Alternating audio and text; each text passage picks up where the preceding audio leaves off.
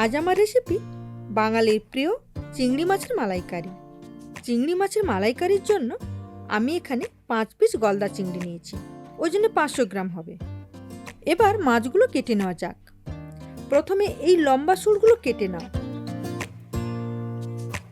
তারপর কাঁচি দিয়ে চোখগুলো বার করে দেবে। এরপর এই যে লম্বা পাগুলো এটা কেটে নাও।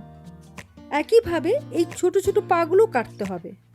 এবার মাথার উপর এই ধারালো অংশটা এইভাবে কোনাকুনি কেটে নেবে, আর ভেতরের নোংরাটা টুথপিক দিয়ে পরিষ্কার করে নিও। এবার এই যে বড় দাঁড়া বা পা আছে, এটা তোমরা কেটেও দিতে পারো, আবার রাখতেও পারো, তবে রাখলে এই অংশটা কেটে দেবে। এরপর লেজের দিকে এই যে ধারালো অংশটা কেটে নাও, তারপর মাছের পিঠ বরাবর লম্বা করে কাটো।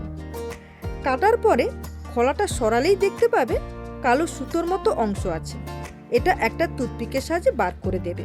আর তোমরা চাইলে এটা লেজের দিক দিয়েও এইভাবে বার করতে পারো। সব মাছগুলো একইভাবে কেটে নাও। এরপর মাছগুলো খুব ভালো করে ধুয়ে নেবে। এবার মাছগুলো ম্যারিনেট করতে হবে। এতে লাগছে পরিমাণ মতো নুন, 1 চা চামচ হলুদ গুঁড়ো। এবার ভালোভাবে মাখিয়ে নাও। এরপর 2টো মিডিয়াম সাইজের পেঁয়াজ আর 5 কোয়া রসুন মিক্সিতে মিহি করে পেস্ট করে নাও। আর 1 ইঞ্চি আদা, 7-8টা কাঁচা লঙ্কা আলাদা আলাদা পেস্ট করে নেবে। এবার আমাদের লাগবে একটা বড় সাইজের নারকেল, এটা ভালো করে গ্রেট করে নেবে। মিক্সিতে নারকেল কোড়া আর 1.5 কাপ জল দিয়ে প্রথম পেস্ট করে নেবে। এতে গরম জল ব্যবহার করার দরকার নেই, তেল ছেড়ে যেতে পারে। এবার এই পেস্টটাকে ছেঁকে নিতে হবে। একটা পরিষ্কার কাপড় নেবে, এতে নারকেলের পেস্টটা দিয়ে দাও।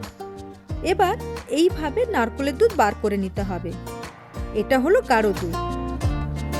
এই ছেঁকে নেওয়া নারকেল আবারও একবার পেস্ট করতে হবে, আর সেটা হবে পাতলা দুধ।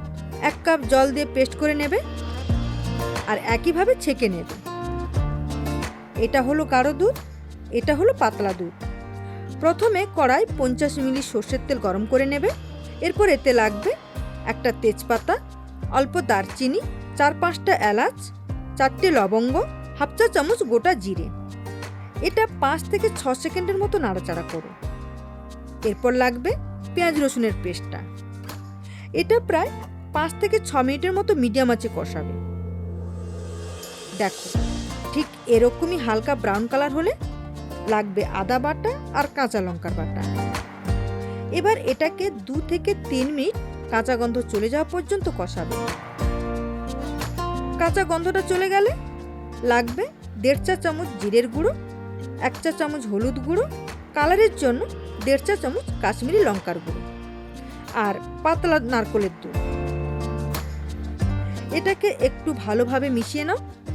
মেশানো হয়ে গেলে লাগবে স্বাদ মতো নুন, 1 চা চামচ চিনি আর 2 টেবিল চামচ টক দই। টক দই ভালোভাবে ফেটিয়ে দেবে। এবার এটা তেল ছাড়া পর্যন্ত কষাবে আর আঁচটা মিডিয়ামে রাখবে। দেখো, ঠিক এরকমই তেল ছাড়লে গাঢ় নারকেলের দুধটা দেবে। একটু ভালোভাবে মিশিয়ে নিয়ে একে একে চিংড়ি মাছগুলো দিয়ে দাও। এবার এটাকে এইভাবে একটু মিশিয়ে নাও। মেশানো হয়ে গেলে ঢাকা দিয়ে প্রায় 3 থেকে 4 মিনিটের মতো ফুটতে দাও। আঁচটা অবশ্যই মিডিয়ামে রাখবে। 3 থেকে 4 মিনিট পর একবার ঢাকনা সরিয়ে মাছগুলো উল্টে দিও। তারপর ঢাকনা দিয়ে আরও 3 মিনিটের মতো ফুটতে দাও। 3 মিনিট হয়ে গেছে। এবার নামানোর আগে 1 টেবিল চামচ ঘি আর 1 চা চামচ গরম মশলা দিয়ে দাও। এরপর এটা ভালোভাবে মিশিয়ে নাও। ব্যাস, আমাদের চিংড়ি মাছের মালাইকারি রেডি। তোমরা এই রেসিপি বাড়িতে একবার হলেও ট্রাই করো, আর আমায় জানিও কেমন হয়েছে খেতে। আমি শোভা, তোমরা দেখছিলে স্বাদের আনন্দ।